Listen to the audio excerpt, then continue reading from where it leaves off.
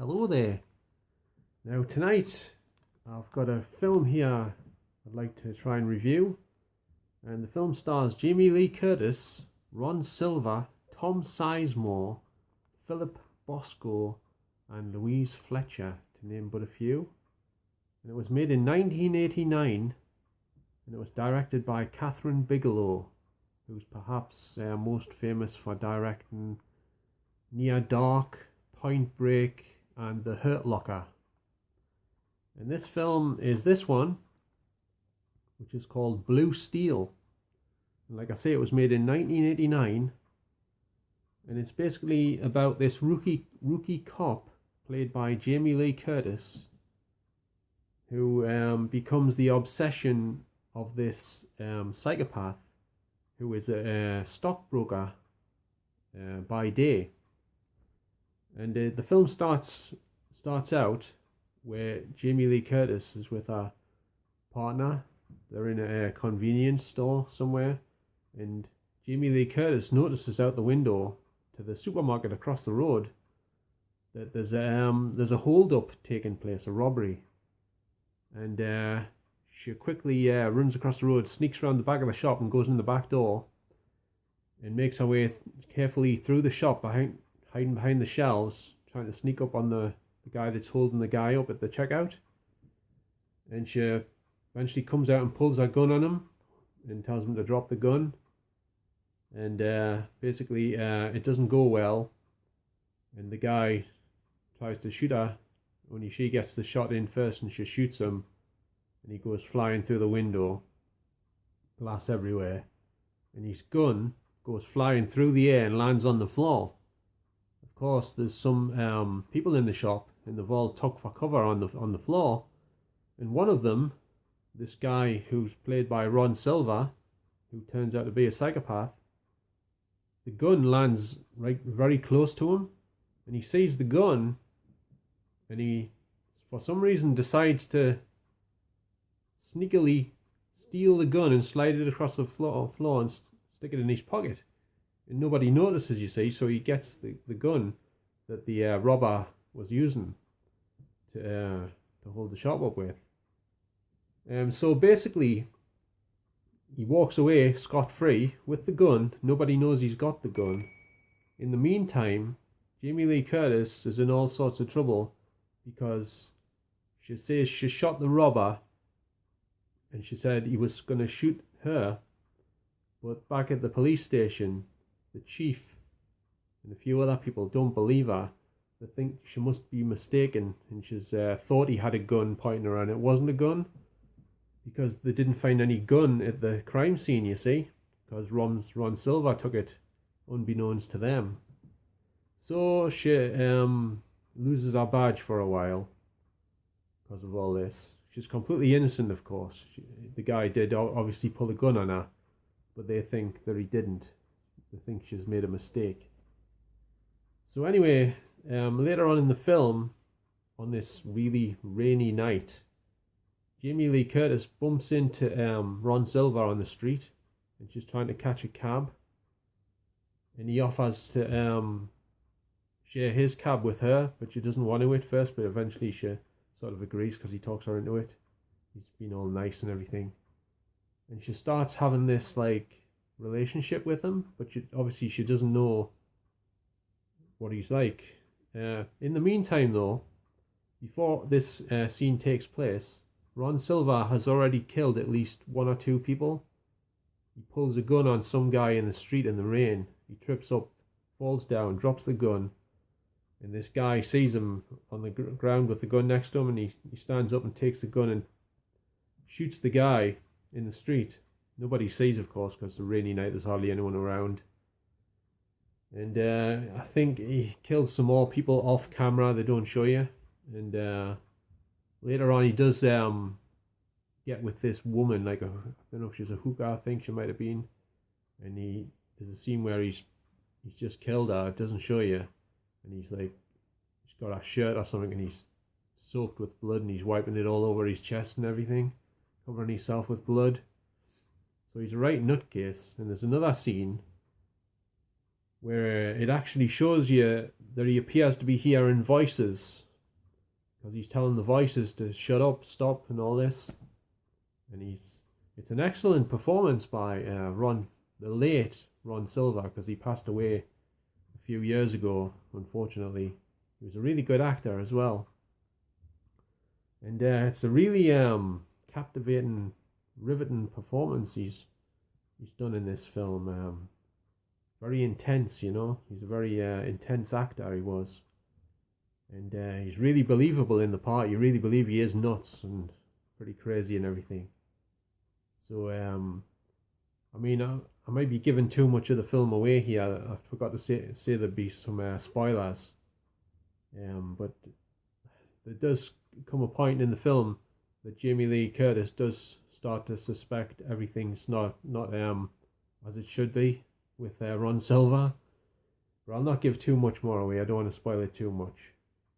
And the film also stars Clancy Brown. I forgot to mention him because it doesn't mention him on the back here. Clancy Brown, I remember he was in Pet Sematary 2, I believe. And I think he was in some of the Highlander films, I think. Or one of them. I forget now. Anyway, he's been around a bit. Clancy Brown has. And this is the this Blu-ray is a German import. And I've reversed the cover because it's got a reversible cover. It's got the same picture on both sides, but it's got the German certificate on the inside of on the other cover there. And the German certificates are quite big and they take up quite a bit of space on the front cover. So some of the German ones have these reversible covers. So if you don't want the certificate shown, you can just turn it around and have it like this without the certificate on, basically. So this film is a very good film in my opinion. I think it's really good. I've always liked it since I watched it years ago on VHS. I think I rented it out of my local video rental store years ago. And I've always liked it since then. And it's got a music score by Brad Fiedel, who's probably most famous for doing Fright Night's music score and the Terminator films. And he also did the music for the TV series Midnight Caller with Gary Cole, I believe it was, that show. He did that as well. And he's probably done a few other things as well, Brad. I'm not sure where else he's done offhand, but he's done quite a few things here and there. So this film is obviously, it's a thriller, and Jamie Lee Curtis also puts in a very good performance in the film. Very believable. Her acting's always very believable. Jamie Lee Curtis's acting is. I think it is anyway, for the most part. Whether she's doing comedy or drama or stuff like this, like thrillers. This has got drama in it. It's also got a subplot where Jamie Lee Curtis's father, played by Philip Bosco, appears to be beating her mother up a bit here and there. She sees some bruises on her mother's arm and stuff, and she questions what's been going on, and she finds out that he's been all evasive and telling her to shut up and everything. And he turns out he's been beating her and stuff. So she does arrest him at one point, only to let him go a few minutes later on the way to the police station, because he breaks down in tears. He's all filled with remorse and stuff. And he gives a good performance in the film as well. If you don't know who Philip Bosco is, if you've seen the film Three Men and a Baby, he played one of the police detectives, the corrupt cops in Three Men and a Baby. And he was also in The Dream Team with Michael Keaton. He played another corrupt cop in that film. He always seems to play these bad characters or corrupt cops and stuff. He's a bit typecasted, I think. So, like I say, this film is it's quite intense in places, especially due to Ron Silver's performance, and the music score helps as well. And there's a lot of fancy sort of lighting where they use this, I think they use this like spray type mist stuff they use. Like the shots in the police station where beams of light from the sun is like shining down through the windows, and there's like beams going all across the room, and they get this effect, like I say, from spraying this sort of misty, smoky stuff. It's a, I mean, it's a technique they've used in quite a few films, but Catherine Bigelow, I think she's used it in Point Break, and I think she used it in Near Dark as well, this technique. But it's been used in lots of films before. I think Ridley Scott also uses this this technique as well. So it's a good effect, like, I must admit. Very interesting to look at, you know. So what else can I say about this? Well, here's the back cover. You can see that there's no actual extras on the disc. There's a few trailers, one for this film and a few for some other films, but they're all in German. I don't know if the trailer for this one's in German. I didn't watch this trailer, but the rest are in German. It had a trailer for Mr. Brooks with Kevin Costner, and I forget what else. A few other ones anyway. Yeah. Oh, there's a trailer for American Psycho as well. Well, it wasn't so much a trailer as more of a clip from the film, but it was all in German, so you couldn't understand what they were saying. But pity it hasn't got any extras. It could have done with an audio commentary by Catherine Bigelow or something. That would have been good. Or some brief behind the scenes interviews or documentaries. It could have done with something like that, you know. But anyway, I'm just happy to have it on Blu-ray, and you can also get it on a French import, I think, and I'm not sure if it's on Region A US import as well. It might be. I'm not 100% sure on that though. But it is an interesting film to watch. It holds your attention.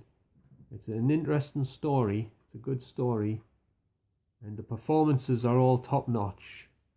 So I would highly recommend you get a hold of this if you're a fan of Jamie Lee Curtis or the late Ron Silver. It's sad that he passed away. He apparently had some form of cancer. And he was also a political activist as well. And he had his own TV show at one point, talking about political issues and stuff, about gun control and stuff about terrorism and all sorts. So it's a pity he passed away, but you know, he was a really good actor anyway. He was also in The Entity and a few other things. I can't remember the other ones. He was in The Arrival with Charlie Sheen and Time Cop. So that's a few he was in. The ones I've seen anyway. I think he was in something called, was it Reversal of Fortune, or is that some? I'm maybe getting the title mixed up. I mean, I think I've got the wrong title there, but he was in something with a similar title to that anyway. It might have been, was it Enemies: A Love Story? I haven't seen that one, but I think he was in it. Enemies: A Love Story, I think he was in as well. So anyway, that's my review of Blue Steel, starring Jamie Lee Curtis, Ron Silver, Clancy Brown, Tom Sizemore, Philip Bosco, and Louise Fletcher. That's some of the main cast that's in there. It was directed by Catherine Bigelow in 1989, and the transfer on this film is very good. If you look on Blu-ray.com, it actually says that it's had what's known as edge enhancement, where they artificially sharpen the image to make it look a bit sharper than it actually is, using digital tools and things on the computer. But to be honest, like, it's supposed to produce like this halo effect around the edges of the image, around people's heads and faces and the outlines of other things within the picture. But I didn't notice that too much. It didn't look too bad to me. The picture looked very clear, very colourful, and very sharp, actually, quite sharp. It was I certainly had no complaints about the transfer, and the black levels were really good as well. You know, there's none of this like grey looking black and stuff. Not much of that at all. So it was a really good transfer. I watched it on the big screen in my cinema room, and it looked really impressive, especially for a film made in 1989. So I was well impressed with it, actually. Like I say, I had no problems with the transfer. because a lot of the older films, well, some of them anyway, when you project them big, or dry mouth, I think. When you project them big on a big projection screen, some of them tend to look a little bit on the soft side, but this one didn't seem to have that look about it. So it was a fine transfer in my opinion. Very good transfer. So anyway, that's pretty much it. If you've got any questions you'd like to ask about this Blu-ray, please feel free to ask us anything you want down in the comments, and I'll get back to you as soon as possible. Or anything else you'd like to say or ask, please feel free to drop a comment. And don't forget to like this video if you liked it, and if you didn't, obviously give it a thumbs down. And don't forget to subscribe if you're new to my channel, and hit the notification bell if you'd like to be updated, notified when I upload new videos.